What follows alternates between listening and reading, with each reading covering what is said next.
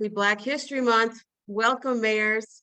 We are glad you joined us for this third session of the 2023 Economic Mobility Leadership Institute mayoral cohort. My name is Stacy Fujii, and I'm with the African American Mayors Association. We have a couple of housekeeping items to consider. First, you should have received a short survey at the end of January, and we would appreciate your immediate feedback. Second, by now, you should have received an invitation via LinkedIn for our private EMLI group. Please accept the invitation or let Darian or myself know that you did not get an invitation. Finally, mayors, you will have some homework. Kenneth Kelly of Independence Bank has donated his book for you to read in advance of the March 9th estate planning session. Please be on the lookout for his book in your mailbox in the coming days. Thank you. Now, it is my distinct pleasure to introduce our CEO, Phyllis Dickerson. Thank you, Stacy. Welcome, mayors, to EMLI's third session. It's great to see everyone. As you know, ALMA's Economic Mobility Leadership Institute is focusing on critical learning opportunities for mayors and their teams, with the goal of creating strategic economic mobility plans to implement in your respective municipalities. Today, we begin a new session about home ownership. This hour-long session will provide insight and data, as well as share necessary helpful tools available to develop greater opportunities for home ownership within your communities. We hope you are enjoying this cohort and welcome any feedback. Back to you, Stacy. Thank you, Phyllis. We have a little different setup today. We're going to have 3 presentations. Our partners at the Black Wealth Data Center are back to share some interesting metrics around home ownership in Black communities. Then we will proceed with a second presentation from Mocafy with Ms. Manuel Akinfe-Reed, and a final presentation with Mr. Felton of the experts representing the National Association of Real Estate Brokers. Please remember to use the chat feature to ask questions throughout the session. Without further ado, let's begin. The Black Wealth Data Center is building a comprehensive repository for Black wealth data. Their racial wealth equity database aims to empower decision makers with reliable data and raise the national standard for data collection and accessibility. The program area aims to increase generational wealth and address systemic underinvestment in Black communities. Today, we have Harsha Malajasala, Data Director of the Black Data Wealth Center. Please welcome Harsha to the Economic Mobility Leadership Institute. Good afternoon. Can everyone hear me okay? Yes. I am going to share my screen. Thank you for that wonderful introduction, Stacy. Just a little bit of my background. Prior to coming to the Blackwell Data Center, I worked for 2 different mayors, one in Los Angeles, Mayor Eric Garcetti as their senior data scientist, and then I moved to New Jersey and worked for the mayor of Patterson as the chief data officer. So I am familiar with data challenges that cities actually face when looking for data, making decisions based on data. So our mission at the Blackwell Data Center is to democratize data around Black wealth. For the sake of this demonstration, we will focus on home ownership, but when a user comes to our Blackwell Data Center's Explore Data page, we have information organized by 6 topic areas: assets and debt, business ownership, education, employment, home ownership, and population demographics. Our racial wealth equity database has around 34 data sets that collect information on wealth equity. And our public-facing Explore Data pages at this time pull information from 16 different publicly available data sets.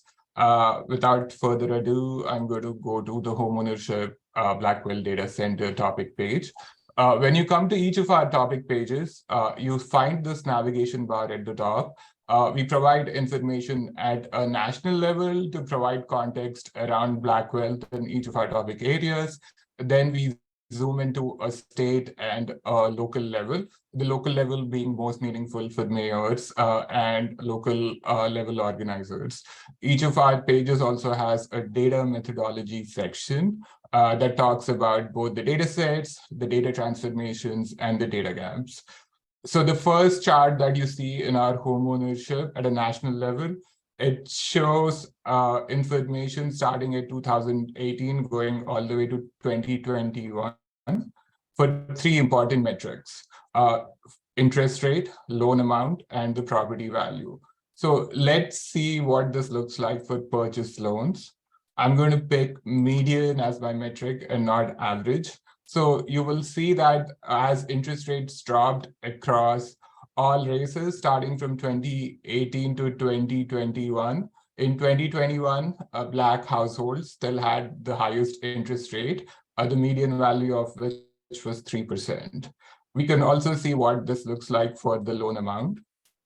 So I picked the loan amount here, and you'll see that the median value of loan amount for Black households was around $325,000 compared to around $465,000 for Asian households. And finally, looking at the property value, while you see that for Black households, property values increased from 2018 to 2021, Black households still have the lowest median, one of the lowest median values for property values, whereas Asian households have the highest value. So this information for each of the visuals that we have here, we tell you where the information is coming from. For this, the information is coming from the HDMA dataset, Home Mortgage Disclosure Act. And for each of these visuals, you are able to download them as an image, PDF, or PowerPoint. You can also share them on social media, Twitter and Facebook. So now, with the first graph that paints a picture on interest rates, loan amount, and property values for Black households, let's quickly take a look at the number of loan actions that are taken by 100 people at a national level. Here, I will look at application denied. You will see that Black households typically have one of the highest rates of applications denied. I will also pick at a couple of other metrics here. So pre-approval request denied, Black households have the highest rate among all other races, around pre-approval request denied. And finally, if you look at purchase loans, Black households have the lowest number of actions taken for purchase loans when you compare it against the 4 different races that are available in the data set. Another interesting data point here is that as far as conventional loans are concerned, Black households have the lowest, one of the lowest numbers of conventional loans that they've qualified for. And if you look at the types of loans that are popular among Black households, it's the FHA, the Federal Housing Administration loans, as well as the Veteran Affairs loans, where Black households have the highest number of loans compared to other races. Conventional loans are typically much cheaper than the FHA loans, but with FHA loans, you do not have to put down 20% down payment. So that is some additional context as to why we see FHA loans being more popular around Black households. So this is context that is provided at a national level. Then moving down to state level, we can look at homeownership rate as a metric. This part of the demo can be interactive. If you want to type in a name of a state or two, I can pick them from the drop down here, and then we can see what the homeownership rate looks like for those states that you're interested in looking at. Right now, it's showing information for California and Florida.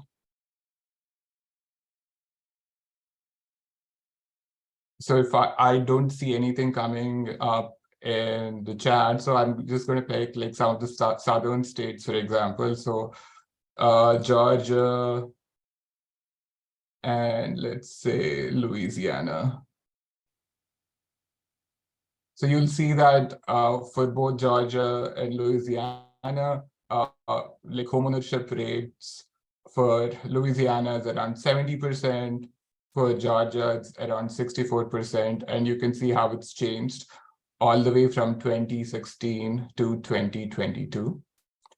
The next chart that you see is a map that actually shows you home ownership actions at a state level. So right now, the default setting is for Black households. And when you look at applications denied, you'll see that the top geographies where applications are denied typically are in the South. So you'll see that South Carolina, Georgia, Alabama, Mississippi, Louisiana, and Florida have like one of the highest rates of applications that are denied to Black households. If you look at purchased loans, you will see that again, similarly, like some of the lowest numbers of purchase loans are also in the same states where they have like high rates of applications that are denied for Black households. So this provides additional context about like what's happening around homeownership at a state level. And then finally, we have like 3 different charts at a local level. Based on the time constraints, I'll probably like spend a majority of time like talking about the social vulnerability index. The social vulnerability index is a composite score that was developed by the Center for Disease Control in Atlanta. It ranges from 0 to 1, and the higher the score is, the more vulnerable your county is for climate-related or infrastructure-related shocks. So I'll move this Black population percentage slider. This slider is available for each of our maps. So if I want to look at what this looks like for majority Black counties, I'm going to move this slider to counties in the United States that have at least 50% Black population. So all of these counties are in the southeast region of the United States. And you see that all of these counties have like the highest value of social vulnerability index. So these counties are like really susceptible to climate-related, infrastructure-related shocks. And I'm moving the slider all the way back so that the entire map is populated. And here we have a correlation chart that compares Black home ownership rates and social vulnerability index. So in the second quadrant here, what you see here are like counties in the United States that have both high Black home ownership rates as well as like really high social vulnerability index. So if I look at Macon County in Georgia, if I click here, the map, it shows you where in Georgia Macon County is. It has a social vulnerability index of 0.9, which is really high. 81% in this county is Black, and 76% of housing units are owner-occupied by Black households in Macon County. So this is an important data point as like counties and like cities within these counties start thinking about homeownership and the risks that correlate with climate change. Jackson, Mississippi has been facing like infrastructure water crises this year for the past several months. Jackson, Mississippi is in Hinds County, Mississippi. So if I look at Hinds County here in the map, you'll see that Hinds County has really high social vulnerability index, really a high Black population percentage, and a majority of owner-occupied units that are owner-occupied by Black homeowners. How much time do I have? Like just doing a time check. You've got plenty of time. Keep going. You can keep talking for another 5 minutes if you like, and then we can open up for questions if you like. That sounds good. So I'll quickly show you 2 additional maps, one in our homeownership and one in our assets and debt page. So again, like when you look at information at the county level, you can choose the show county filters. And again, when I look at what's happening with the median home value in Black majority counties, I can filter it to counties that have Black population higher than 50%. And you'll see that most of these counties, if I zoom in a little bit, actually fall within like bottom 25% of geographies in the United States. And this is a data point that we've already shown at a national level that the median value for properties for Black households is one of the lowest. Finally, I know like all like mayors at a local level would be interested in figuring out how to increase first-time home ownership. So I will go to our assets and debt page, and I'll quickly jump to the local level. Here we have a map, both at a county and a zip code level. I'm going to move from county to a zip code level because that is useful information for mayors and policymakers at a local level. So now the map should populate owner occupancy across all zip codes in the United States. If there is a city that you're interested in taking a look at, you can just let me know and I can search for that city. If I don't have that information, typically like we've used Cleveland as an example, so I can just type in Cleveland. So I'll just wait for a minute and see if a city information pops up in the chat. If our mayors are being shy, we could take a look at maybe Houston, Texas, or Charlotte, North Carolina. Okay, so let's see Charlotte. So I can type in the city's name and the map should populate it, and I'm just going to click Charlotte. And so now this is going to populate information for all zip codes in Charlotte. And I want to like call attention to the color coding here. So the zip codes that have the darkest brown shade are the zip codes that have the lowest owner-occupied housing units. So let's look at zip code 28206. So I'm going to click on the zip code. So Black population in the zip code is 67%. It has around like 5,690 owner-occupied housing units, and Black owner-occupied is around 64% compared to the Black population percentage, which is roughly around 67%. The median income for this zip code is 37,299, and the median income for Black households is around $30,000. For comparison, I can click at another zip code here and see how that zip code compares. So in this zip code, Black population is close to 67% again, and only 58% of the housing units are occupied by Black owner-occupied, which is 10 points lower than the Black population percentage. Let's look at a zip code that is green, which has like a higher percentage of owner-occupied housing units. And you'll see that in this zip code, which has a higher percentage of owner-occupied housing units, the Black population percentage is only 16%, compared to the other two, where the Black population percentage is around 66%. So by like zooming into like your city, you have like information pretty targeted to zip codes where you might want to think about increasing first-time homeownership, or like reaching out to residents and finding out like some of their challenges in accessing homeownership. So I am going to pause there and like take questions.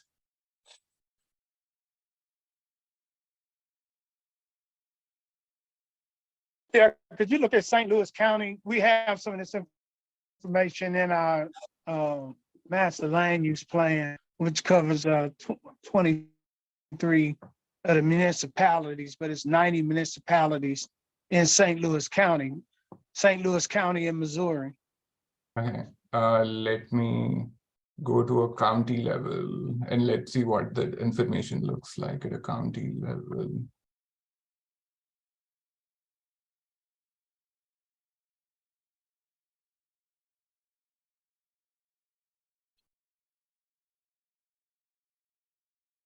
So for St. Louis County in Missouri, the Black population percentage is around 24%. 68% of the housing units are owner occupied, but only 15% are Black owner occupied in St. Louis County, Missouri. And it's a lighter shade of brown. So it falls within like 26 to 50% of geographies in terms of home ownership. There is one county that's adjacent to it, St. Charles County, which with a Black population percent of 4.6, that has a really high rate of owner-occupied housing units, 81.2%. And then another county, St. Clair County, which has lower percent owner-occupied housing units than St. Louis County, Missouri. Thank you. We have time for maybe one more question of Harsha.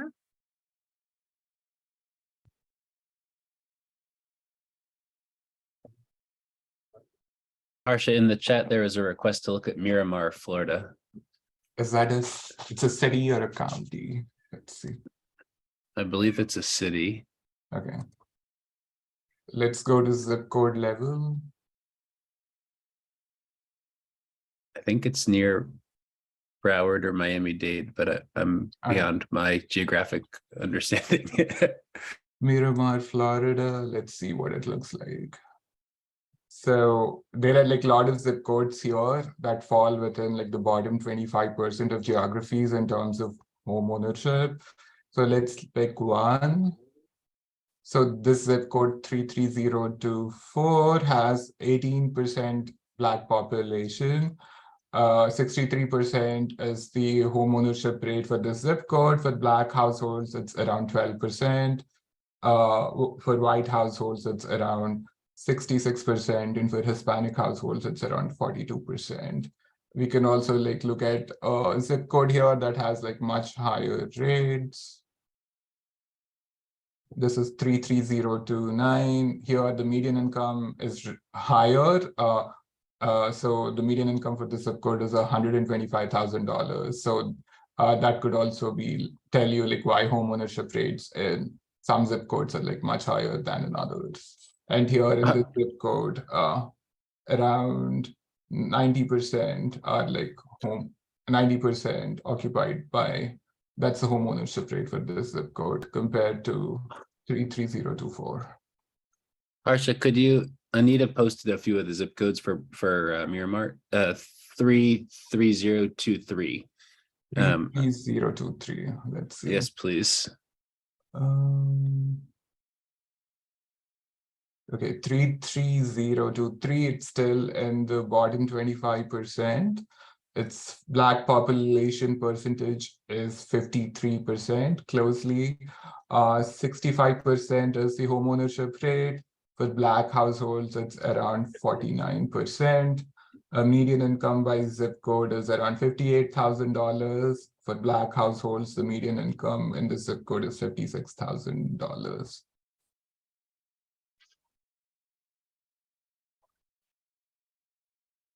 Thank you, Harsha. That's amazing. Quick question for you. So if the mayors go to this website, Black Wealth Data, they'll be able to plug in the different cities or zip codes that they're interested in? Yes. So like in the navigation itself, I think the easiest way to do is there's a search bar. So you can just search for your city's name here. And it should like provide information for like all cities and zip codes within the United States. Like one thing to note is that we are relying on like publicly available US Census data set. So for zip codes that do not have like high population counts, like some of the information might be missing. Very good, very good. Well, we sure do appreciate this. It's incredibly informative. And we will make Harsha's contact information available to you all to gain more information about home ownership in your respective cities. Thank you, Harsha. We really appreciate your presentation. Thank you, Stacy. We will now begin our second presentation with Manuel Akinfe-Reed, the Director of Education and a financial expert from Mochify, our favorite fintech of AMAs serving the underbanked. Please welcome Manuel Akinfe-Reed. Hi, thanks for having me. Thanks for that, Stacy. Mochify is a Black-led and owned fintech company, and we are on a mission to close the wealth gap. I love the information that the Black Wealth Data Center, just a little plug for you guys, I use you all the time when I am looking for percentages and statistics. It is my go-to now, and I'm so grateful that it exists. So one of the things that we are doing, let me just give you a background about Mochify, just a little bit about Mochify. We are a Black-led, like I said, and owned fintech company. Our mission is to lay the financial infrastructure to help close the wealth gap. And so I'm going to share my screen. I'm going to take you through what Mochify does a little bit, and then talk to you about how we are addressing and what we're doing for our card holders for home ownership and our public and private partners. So just let me share my screen.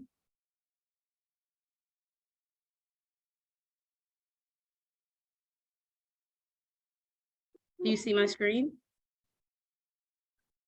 Yes, ma'am. All right. So one of the ways that we lay the foundation and the way that we want to build the infrastructure is we want to leverage fintech, which we're a fintech company, government resources, community partnerships, and all of those tools to close the wealth gap. Our engagement model includes a couple of different sectors. We have digital financial inclusion through our card, our debit card.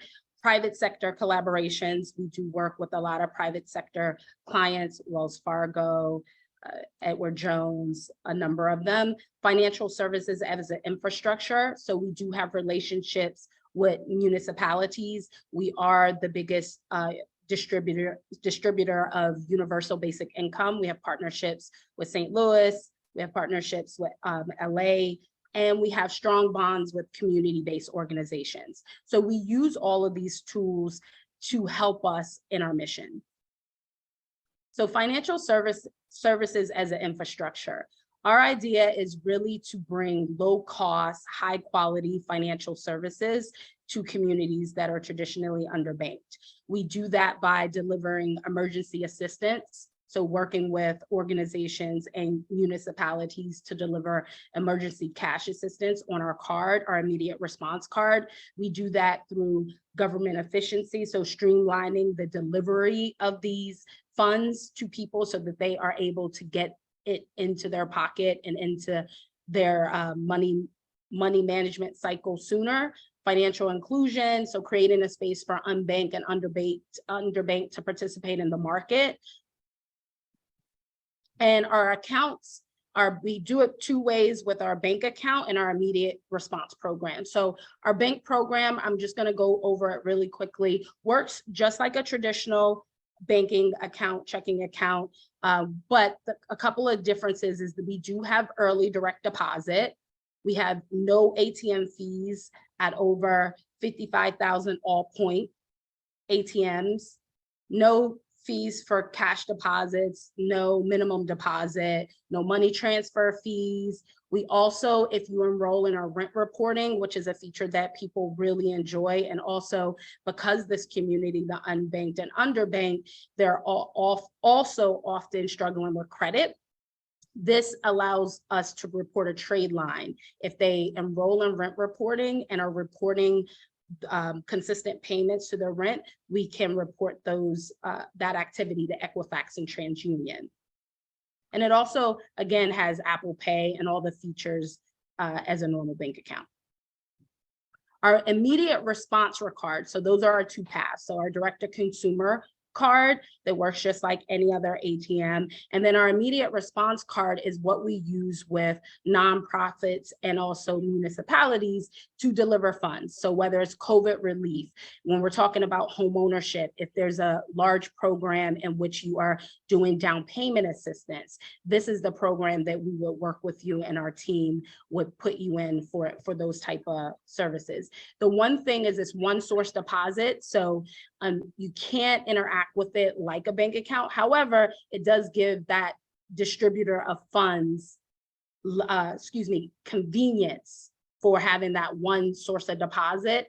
And they can use it at all of the regular, any retailer, just like they would any other ATM. The one thing that's different is that they can't put money on it, right? So if you are distributing funds and you have a program for, as I said, a first-time home buyers program, you can distribute the funds, but that recipient cannot get money and put money back on the funds. Excuse me, can't deposit money onto that immediate response card. Let me move on. So as I said, we are the largest distributor of guaranteed basic income in the US. We have Los Angeles, San Francisco, Birmingham, St. Louis, and New Orleans. Those are all places that we work and we have partnered with in this effort to close the wealth gap.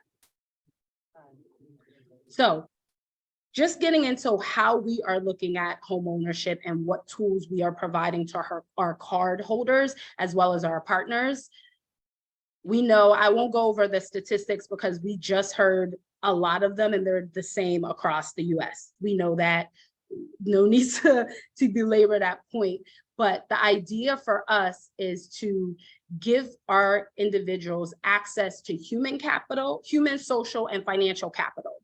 And so when they have access to those three things, they're in a position to be on the path to home ownership.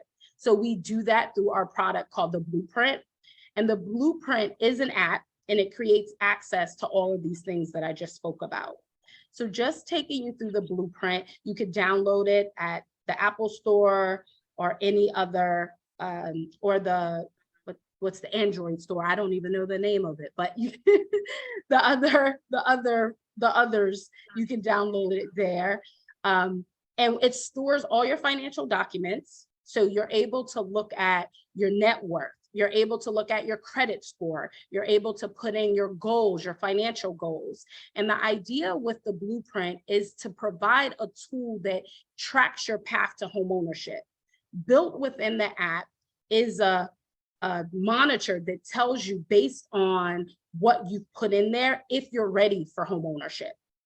And that is a powerful tool for someone. I often, as a coach and an advisor, I sit with people all the time and they're like, I can't afford to buy a home, or I don't think that I'm ready.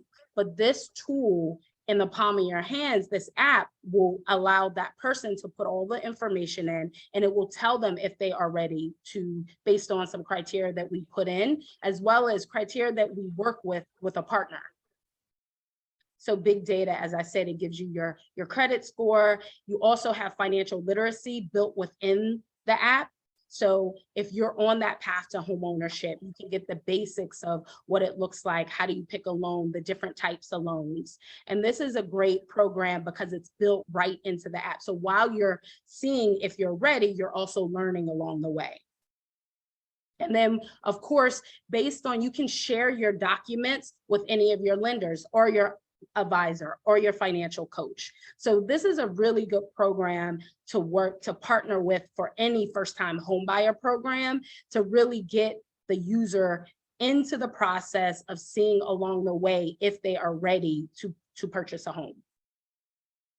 And then these are some of our personas, which I won't go over. These are the users that we have. We have the starter, the builder, and also someone who's just a supporter. Those are all the people that are in our population. So you have the person that is starting, doesn't know if they're ready, but wants to be on that path to home ownership. And then you have the builder that knows that they are ready, but needs access to resources, whether it's human or social capital, and that's what this tool provides.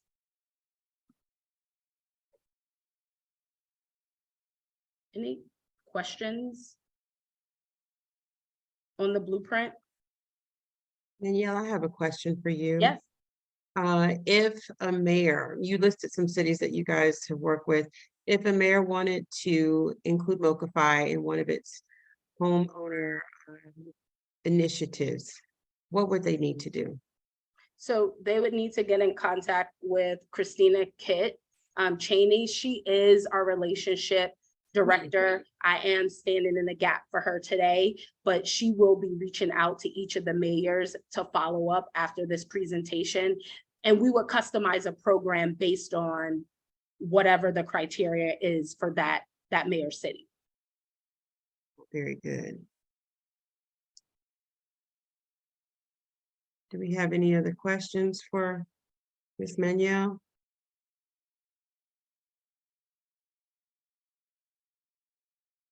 Yeah, I'm interested in what other groups are they working with, governments or companies that they working with in the St. Louis County area.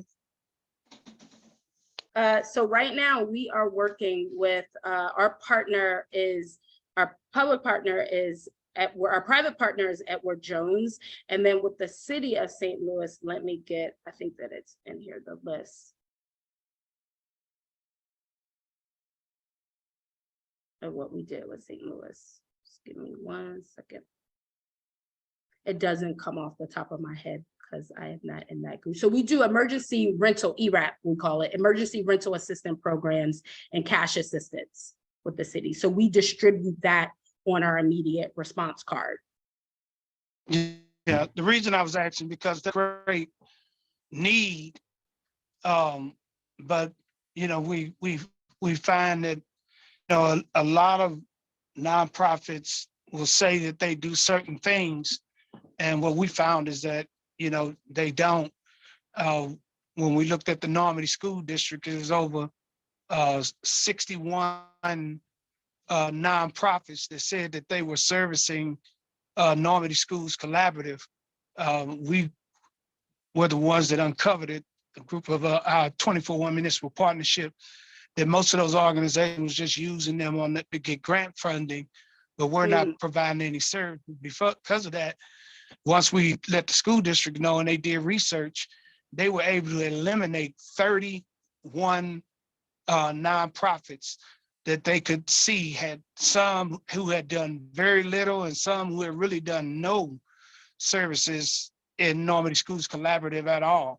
And so now they have a registry and they're monitoring them child for child, service for service, so that they'll know that these people are operating in there. There's a great need for financial literacy to be taught in the schools. If you catch them early about financial literacy, which is connected to credit ratings, credit worthiness, and is going to block them from getting a home, even down to trying to find a way to pay for college so you don't get that heavy debt before you get out, where you get out with your degree and get a job and still can't get a house because you got this big student loan over your head.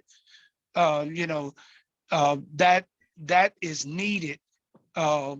And I'd love to have a conversation with you guys about it and see if we can coordinate with our municipal partnership and see if we can share and be a part of that, getting that into the school systems.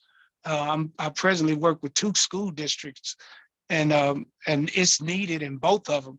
If we don't catch our kids early, catching them late is almost it's almost meaningless. They have to claw back from so far, where if you catch them early, they can stay and they learn to stay on top of it. They can maintain a little better. Yes, for sure. That's all I. Yes, for sure. But I totally understand, because if you get me on the financial literacy soapbox, you won't get me off. So I'm going to stay away from it. But I definitely agree.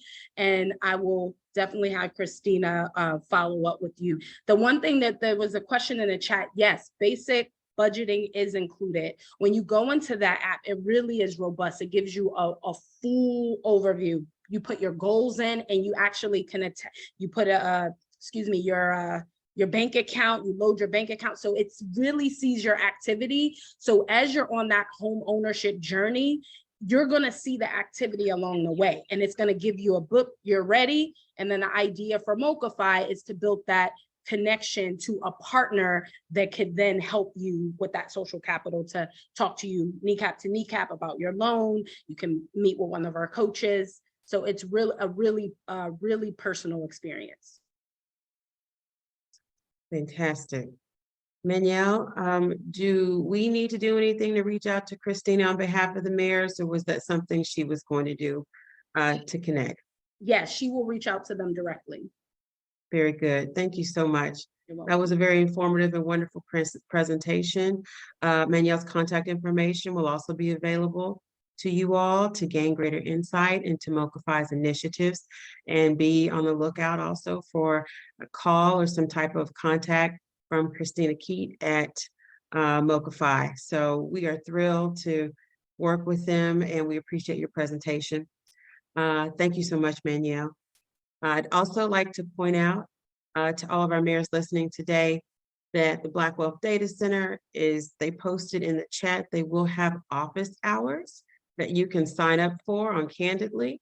If you have questions about statistics or data about your specific municipality or area, they'd be happy to work with you to kind of explain what's going on. So that is listed in the chat. So please see that. And also the link that Harsha was working from is also in the chat, so you won't have to dig too far for that. Thanks again, Manuel. We appreciate you. You're welcome. So now we'll move on to our final presentation today. We have Mr. Danny P. Felton on behalf of the National Association of Real Estate Brokers. Danny is the president and CEO of The Experts, LLC, a consortium of companies designed to service all of your real estate and mortgage needs under one roof. Please welcome Danny P. Felton Sr. Good afternoon and good morning to some. I bring you greetings on behalf of the National Association of Real Estate Brokers, which I serve as the second vice president. For those of you that know, or for those of you that may not know, the National Association of Real Estate Brokers is the oldest real estate trade organization that was founded in 1947. It was founded as a need of creating democracy in housing. It was founded during a time in Tampa, Florida, when Black people could not be realtors. So the National Association did not allow us to perform real estate activities. So the group of 13 pioneers got together and they created this organization and trademarked this name as Realtist. And so we have over 96 chapters across the country. We've been around, we just celebrated our 75th anniversary in Tampa, Florida, and we had a great event there. But our goal, and I want to share my PowerPoint with you all, put together here. Can you guys see my screen? Yes, sir. Okay. Perfect. And I'm going to run through this because we've had some great information, but I really want to just talk about who we are and what we represent. The National Association of Real Estate Brokers, we have a 1-point plan, and that plan is to increase Black home ownership and build wealth for Black America. And the way that we're going to do that is through a 5-pillar strategy. And so I want to just really break down how we plan to do that in our next slide. Our president is Madam Lydia Probe. I also bring you greetings on behalf of her. She serves as the 32nd president and the 3rd woman president of our organization. We've kind of heard a little bit about the data and why this is important. The gentleman earlier, I really enjoyed the website that he shared with us, and I will be definitely using that. But when we look at, there are 1.7 million millennials that are mortgage ready and that are renting apartments, but they actually, hold on a second here, computer's freezing. Let's go back. I'm sorry. Okay. Yeah. So of those 1.7 million Black millennials, they have good credit scores, they have solid employment, but they're renters. And so our goal is just to encourage them to purchase the home before they purchase the car. There are 3 million Americans that are mortgage ready with low down payment, and should I say debt to income ratios and no judgments and no credit score. And there's also 2.1 million African American with thin credit files, no judgments, no charge-offs, but there's just not enough trade lines. And the interesting thing about that, we have individuals that are mortgage ready. So our goal is to address the information and see how we can match the actual constituent with properties. And so we actually do that through a 5-pillar strategy. And I'm going to break down a little bit about that. We publish a State of Housing in Black America report every year. In November, we had our Black Housing Summit in Washington, D.C. On the campus of Howard University, where we published that. And I'll put it in the chat where you guys can go in and look and find some information about the SHIBA report that we put out. But NAREB is committed to changing the statistics through our members and the industry relationships. The interesting thing about our organization is we represent the industry. We're just not real estate professionals, but we have lenders, we have title companies, we have commercial lenders, we have housing counselors. We actually cover the gamut from nuts to bolts as it relates to the real estate industry to address the goals and needs of the communities that we serve. In our community, our goal is to continue to show Black families the issues which affect them and bring solutions to overcoming these barriers. And when we talk about our 5-point strategy, we're doing that through a faith-based and community engagement initiative. We also have WIRE, which stands for Women in Real Estate. And we say WIRE is on fire, right? And then we have our diversity, equity, inclusion, small business, our multi-generational wealth, and our government relations advocacy strategies. And so just kind of breaking that down in layman's terms as to how we're addressing these issues across the country. When we talk about faith-based, what we've realized that over 75% of Black Americans surveyed reported that they are affiliated with religious organizations. And a large percentage of those Black professionals belong to civic and professional organizations. So as a result, we've partnered with the Alpha Phi Alpha fraternity, we've partnered with the Church of God in Christ, we've partnered with the AME, we've partnered with the NAACP, we've partnered with there's other, let me see here.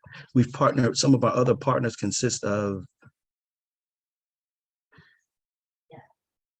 the Catholic Charities, the United Negro College Fund, the Urban League, and so the Full Gospel Church Fellowship. And through those MOUs, we're able to participate at their conferences and really have forums where we can get the message out to those individuals and try to close the wealth gap that we are facing in our community. And then when we look at WIRE, with the WIRE has focused on developing effective educational tools and techniques for Black women, consumers, and real estate and financial service professionals.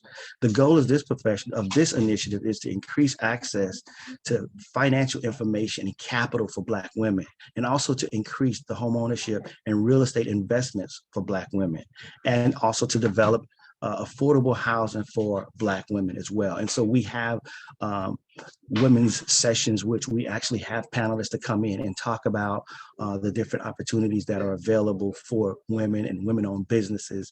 And so that's another area that we have launched through our WIRE initiative.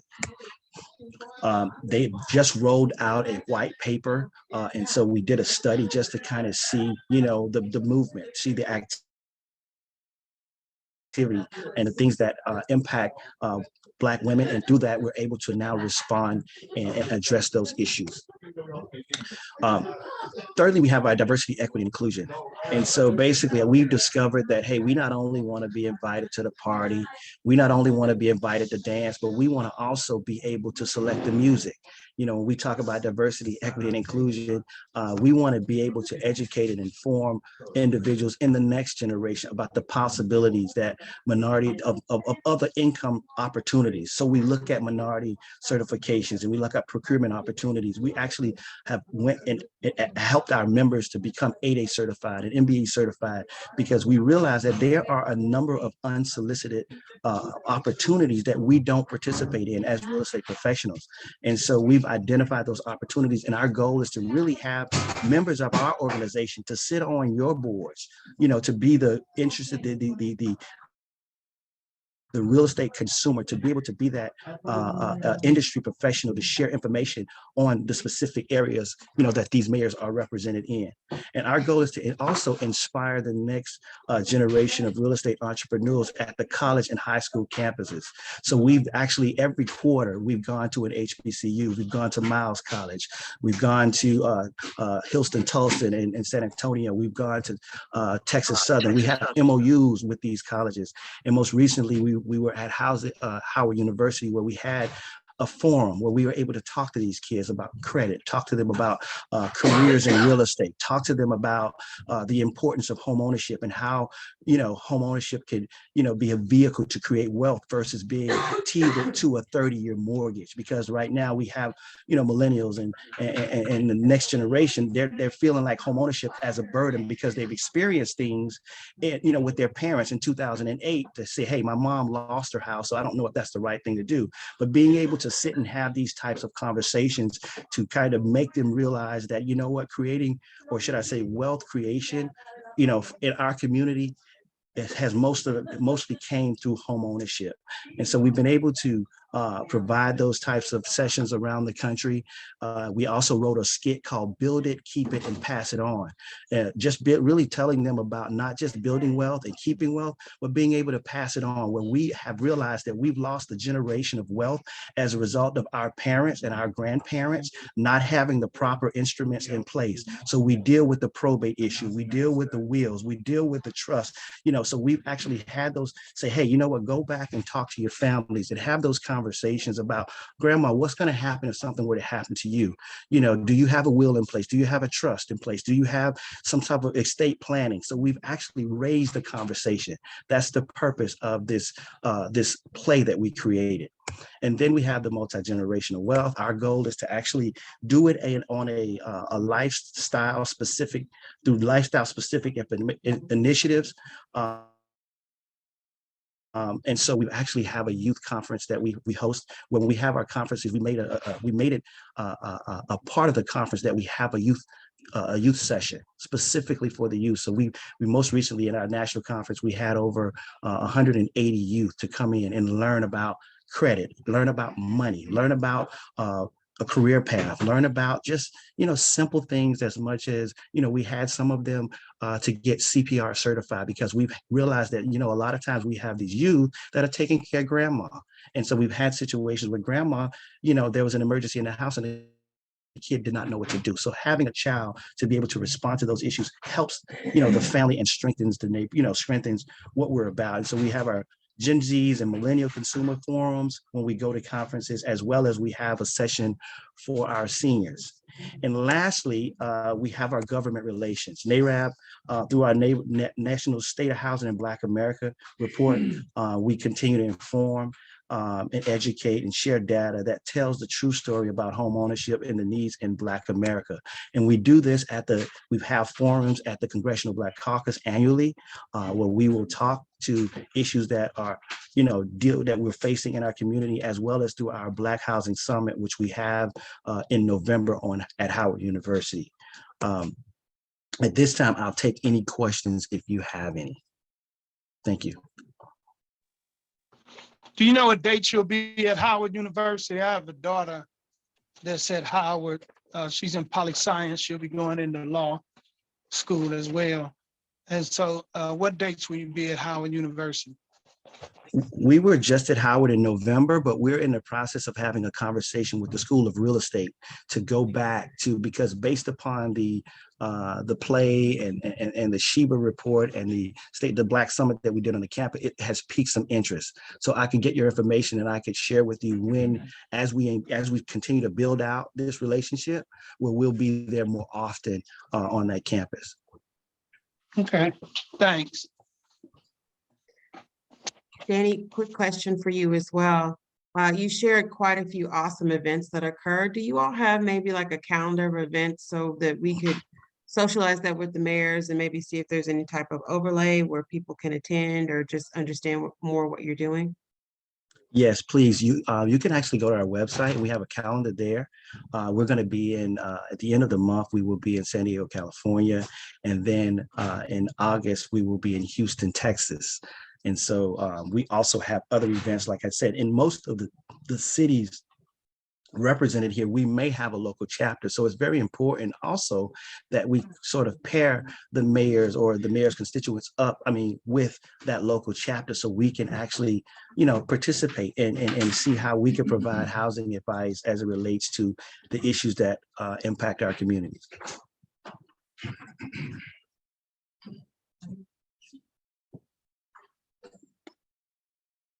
Very good. Do we have any other questions for Danny?